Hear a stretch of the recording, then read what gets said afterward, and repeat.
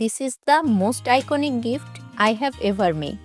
এই বছরের শুরু থেকেই ভাবছিলাম নতুন কিছু মিনিয়েচার তৈরি করব। মিনিয়েচার জিনিসটা বেশ সুন্দর, টেকসই করে তৈরি করলে দেখতে যেমন আকর্ষণীয় হয় তেমনি সুন্দরভাবে গোছানোও যায়। এই শ্যাডো বক্সটির রিভিউ আমি পোস্টের শেষে অ্যাড করে দিয়েছি।